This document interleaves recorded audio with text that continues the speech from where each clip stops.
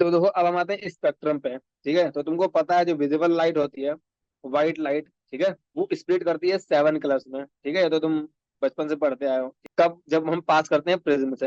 अब ये जो सीरीज ऑफ बैंड्स और कलर है, ठीक है, जो मतलब इसको जो कॉम्बिनेशन है इसको बोलते हैं हम स्पेक्ट्रम। ठीक है, इसको क्या बोलते हैं हम?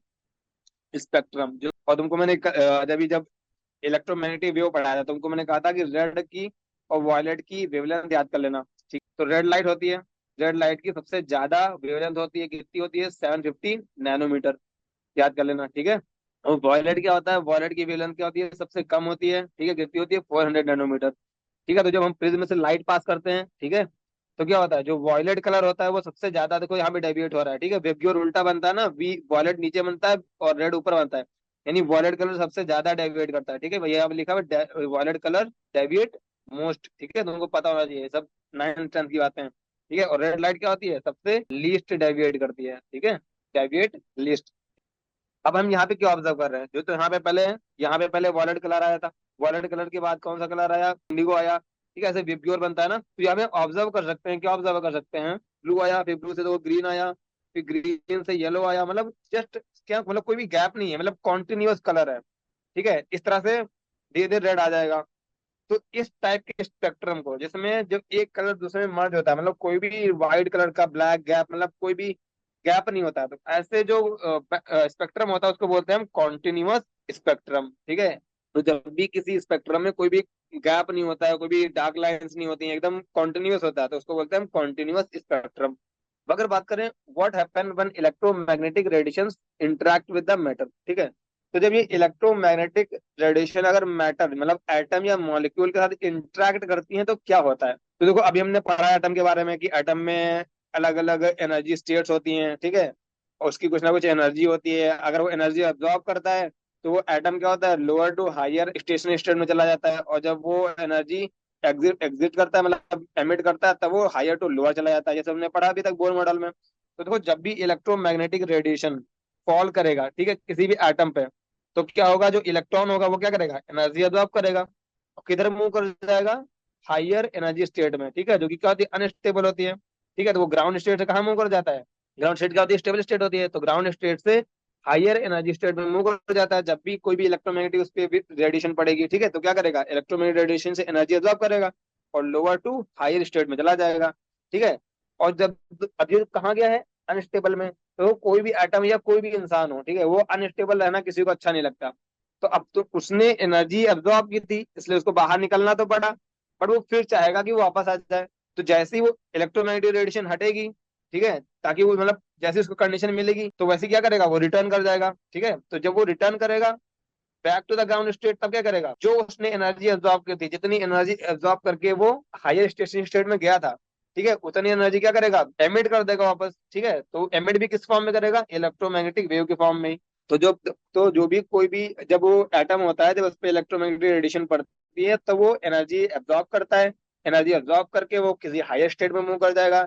जैसे ही वो कंडीशन हटेगी, वैसे ही वो क्या चाहेगा? कि वो फिर से अपनी स्टेबल स्टेट में आ जाए, क्योंकि कोई भी एटम हो या कोई केमिस्ट्री में कुछ भी वो स्टेबल है ना, रियल लाइफ में भी कोई भी इंसान भी हो, ठीक है, तो क्या चाहता है? कि स्टेबिलिटी चाहता है हर कोई। ठीक है, तो वो क्या क्या चाहेगा?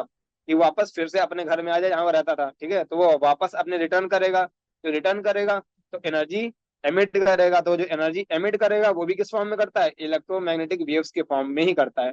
ठीक है, तो अब हम देखेंगे एब्जॉर्प्शन स्पेक्ट्रा। तो तुमको मैंने बता दिया कि कैसे वो एनर्जी अब्जॉर्ब करेगा, तुमने बोर मॉडल में सब पढ़ भी लिया कि हाँ कैसे कैसे एनर्जी का डिफरेंस होता है अलग अलग ऑर्बिट्स में, तो कितना डेल्टा ई आता है, तो उतनी ही एनर्जी का रेडिएशन वो एमिट करता है। ठीक है, व्हाइट लाइट जब हम पास करते हैं थ्रो एन सॉल्यूशन, ठीक है, किसी भी सोल्यूशन हमने व्हाइट लाइट पास की, ठीक है, तो उसमें क्या होगा? या फिर किसी केमिकल को मान लो, ठीक है, केमिकल या किसी केमिकल या सोल्यूशन हमने पास की, तो उसमें क्या होगा? देखो उसमें क्या होंगे? जो केमिकल होगा उसमें वो एटम्स होंगे, वो एटम्स के अंदर क्या होते हैं? इलेक्ट्रॉन्स होते हैं। तो जो इलेक्ट्रॉन्स होंगे वो क्या करेंगे? एनर्जी एब्जॉर्ब करेंगे और कहाँ चले जाएंगे? हायर स्टेशनरी स्टेट में।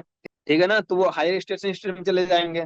तो ये ऑब्जर्व किया गया कि जब हम व्हाइट लाइट पास कर रहे थे थ्रू अ सॉल्यूशन, ठीक है, मान लो ये तुम्हारा व्हाइट लाइट थी, ये हमने सॉल्यूशन से पास कराया, उसके बाद हमने देखा कि इसका स्पेक्ट्रम कैसा बनना है। ठीक है, तो हमने ऑब्जर्व किया कि वहां पे कुछ डार्क लाइंस बन रही थी। ठीक है, मतलब एक कॉन्टिन्यूस स्पेक्ट्रम था, बट वहां पे कुछ डार्क लाइंस बन रही थी इन द कॉन्टिन्यूस स्पेक्ट्रम। तो ऐसा क्यों हुआ?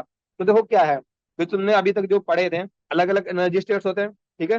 मान लो पहले वाले की एनर्जी कितनी आई थी, 13.6, अगले -3.4, अगली वाले की -1.51, और -0.84, और -0.5, नहीं 85 था ये, 85, और ये 54, ठीक है।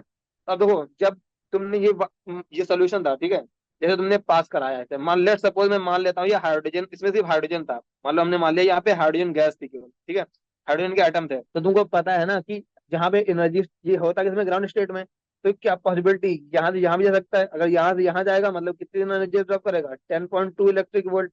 अगर यहाँ से यहाँ जाएगा तो कितनी एनर्जी ड्रॉप करेगा, 12.09 इलेक्ट्रिक वोल्ट, ठीक है, जैसे हम देख चुके हैं ऑलरेडी। ठीक है, तो क्या करता है, जब एटम से तुमने पास कराया, तो वो एनर्जी क्या करेगा, एब्जॉर्ब करेगा, एब्जॉर्ब कौन करेगा, इलेक्ट्रॉन एब्जॉर्ब करेगा, चला जाएगा हायर स्टेशनरी स्टेट में। ठीक है, तो अब ये एनर्जी एब्जॉर्ब की उसने, ठीक है, किससे एब्जॉर्ब की, इलेक्ट्रोमैग्नेटिक रेडिएशन से। ठीक है, तो ये एनर्जी जो एब्जॉर्ब की, तो इलेक्ट्रोमैग्नेटिक रेडिएशन क्या होता है, उसकी फ्रीक्वेंसी अगर न्यू होती है, ठीक है, तो उसकी एनर्जी कितनी होती है, एच न्यू।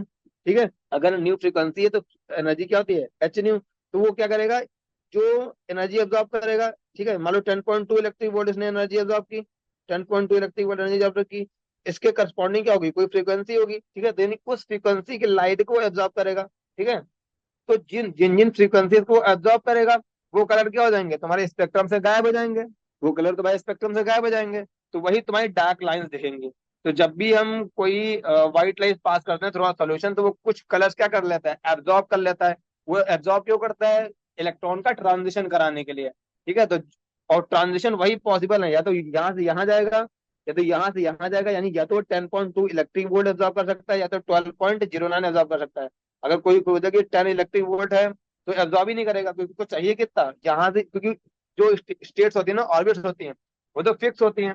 ऐसा तो है नहीं कोई भी ऑर्बिट पॉसिबल होती है, तो पॉसिबिलिटी तो यही है कि या तो यहाँ से सीधा यहीं जा सकता है, तो इसके लिए कितनी चाहिए, 10.2 इलेक्ट्रिक वोल्ट। तो जब तक 10.2 नहीं मिलेगा, तब तक उससे, जब तक उससे कम एनर्जी मिलेगी, तो उनको एब्जॉर्ब नहीं करेगा। जैसे ऐसी जो भी तुम्हारी लाइट होगी, जिसकी एनर्जी क्या होगी, 10.2 इलेक्ट्रिक वोल्ट होगी, उसको एब्जॉर्ब कर लेगा। ठीक है, तो वही हमको डार्क लाइन्स फॉर्म में दिखती है। ठीक है, तो तुम्हारा यहाँ देखो एनसीईआरटी का फिगर है कि ये व्हाइट लाइट है, व्हाइट लाइट को हमने पास कराया सोल्यूशन से।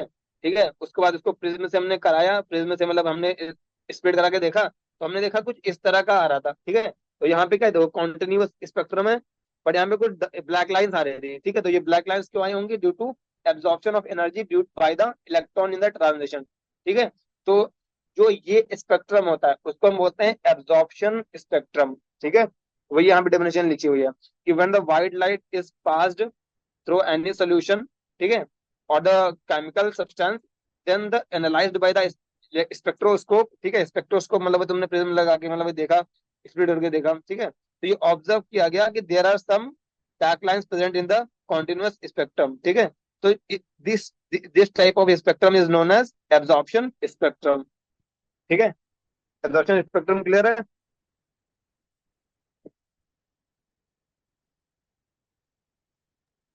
हाँ। एब्जॉर्प्शन स्पेक्ट्रम क्लियर है। हाँ। ठीक है, अब आते हैं एमिशन स्पेक्ट्रा। ठीक है, ठीक है, तो अब देखो क्या था, अब तुमने उस सॉल्यूशन से पास कराया, उसने एनर्जी एब्जॉर्ब की, एक्साइटेशन हो गया, और तुमको मैंने क्या बताया कि जब भी उसने एनर्जी एब्जॉर्ब करके वो एक्साइट तो हो गया, बट जैसे ही वो एनर्जी उसको लेना बंद करेगा, वापस वो फिर से कहाँ आएगा, ग्राउंड स्टेट में आना चाहेगा। अब वो ग्राउंड स्टेट में आएगा तो क्या करेगा, फिर वो इमिट करेगा, क्या इमिट करेगा, रेडिएशन इमिट करेगा। उस रेडिएशन की कुछ ना कुछ एनर्जी होगी, कुछ ना कुछ फ्रीक्वेंसी होगी, कुछ ना कुछ वेवलेंथ होगा, तो उसका कुछ ना कुछ कलर भी होगा। ठीक है, तो वही होता है एमिशन स्पेक्ट्रा। क्या होता है, व्हेन इलेक्ट्रॉन, ठीक है, इलेक्ट्रॉन क्या करता है, from the excited state move to the ground state. ठीक है, जब भी एक्साइटेड स्टेट से ग्राउंड स्टेट में मूव करेगा, ठीक है, यानी स्टेबल स्टेट में मूव करेगा, ठीक है, तब क्या होगा, वो एमिट करेगा रेडिएशन। ठीक है, जो रेडिएशन एमिट करेगा, उसकी कुछ स्पेसिफिक क्या होगी, वेवलेंथ होगी। तो इस टाइप के स्पेक्ट्रा क्या होता है, वो उसको बोलते हैं हम लाइन स्पेक्ट्रा। ठीक है, लाइन स्पेक्ट्रा क्यों बोलते हैं, अभी दिखाते हैं क्यों, क्योंकि यहाँ बनती क्या है, लाइंस बनती हैं। ठीक है, तो बिकॉज क्यों बोलते हैं, because we get some bright lines in the dark background. ठीक है, तो देखो क्या है, ये एक्साइटेड ये सैंपल है। ठीक है, ये सैंपल कौन सा, जैसे मान लो हमने यहाँ पे जो कराया, ठीक है, यहाँ पे जो सैंपल था, इसी को मान लो हमने उठा के यहाँ रख दिया। ठीक है, ये सैंपल है। तो ये सैंपल को हमने छोड़ दिया, तो ये क्या करेगा, अब ये जो इसमें इलेक्ट्रॉन ने एनर्जी ऑब्जॉर्ब की थी और पहुंची थी, कहाँ पहुंचा था, एक्साइटेड स्टेट में पहुंचा था, तो वो फिर से कहाँ आएंगे, ग्राउंड स्टेट में आएंगे। अब ग्राउंड स्टेट में आएंगे तो क्या करेंगे, रेडिएशन एमिट करेंगे। ठीक है, जरा मान लो, लेट सपोज वो यहाँ से, ये एक्साइटेड स्टेट, ये पहली वाली दूसरी वाली, मान लो वो 10 इस वाले में था, n = 2 वाले में था। ठीक है, और एक इलेक्ट्रॉन था n = 3 वाले में था, तो n = 3 वाले में होगा तो उसके पास एनर्जी कितनी होगी, माइनस का 1.51 इलेक्ट्रिक वोल्ट। जब जो n = 2 वाले में होगा उसके पास एनर्जी कितनी होगी, माइनस का 3.4 इलेक्ट्रिक वोल्ट। ठीक है, और जो n = 1 में जब आ जाएगा तो उसके पास एनर्जी कितनी हो जाएगी, माइनस का 13.6 इलेक्ट्रिक वोल्ट। यानी ये डिफरेंस कितना होता है, 10.2 इलेक्ट्रिक वोल्ट।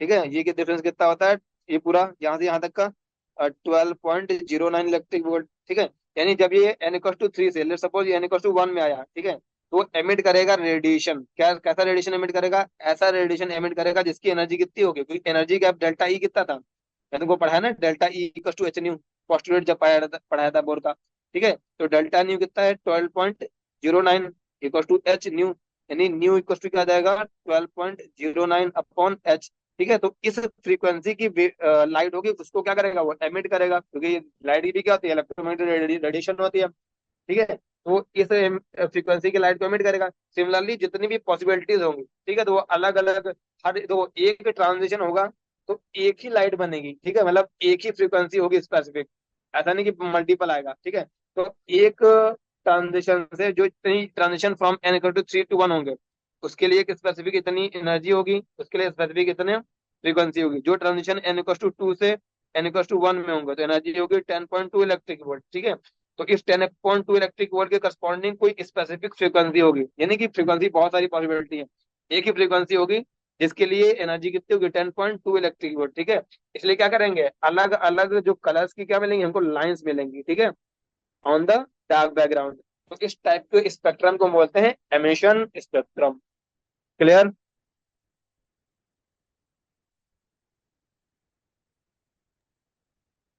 हाँ। कितना क्लियर है? हाँ भैया।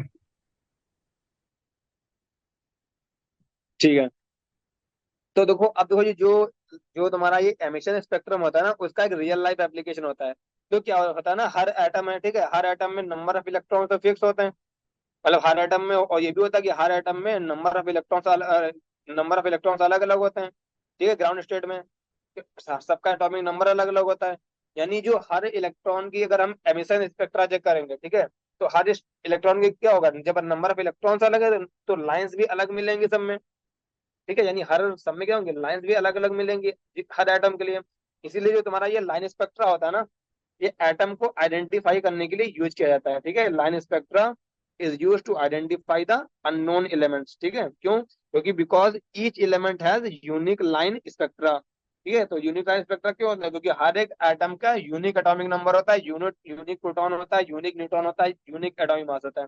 ठीक है, तो जैसे ह्यूमंस के लिए फिंगरप्रिंट काम करता है ना आइडेंटिफाई करने के लिए, फिंगरप्रिंट करके, वैसे ही जो एटॉमिक स्पेक्ट्रा होता है, एमिशन स्पेक्ट्रा होता है, ये एटम्स को, मतलब एलिमेंट्स को आइडेंटिफाई करने के लिए यूज किया जाता है। ठीक है, तो अब देखो, तो जो तुम्हारा जो ये एमिशन स्पेक्ट्रा है ना, इसी का यूज करके पता किया गया था कि तुम्हारा जो helium helium in the sun was discovered by the spectroscopy method. ठीक है, यानी द स्पेक्ट्रोस्कोपी क्या होता है, स्पेक्ट्रोस्कोपी होता है study of emission and absorption spectra. ठीक है, तो जो एब्जॉर्प्शन एंड एमिशन स्पेक्ट्रा की स्टडी होती है उसको बोलते हैं स्पेक्ट्रोस्कोपी। ठीक है, कि उस समय पर पहुंच तो आज तक कोई नहीं पाया, नहीं पहुंच सकता, क्योंकि वहां पे इतना ज्यादा हीट होता है, कुछ बचेगा ही नहीं। तो ये कैसे पता किया गया कि वहां पे हीलियम है, वो स्पेक्ट्रोस्कोपी की हेल्प से किया गया। ठीक है, एमिशन स्पेक्ट्रा से किया गया।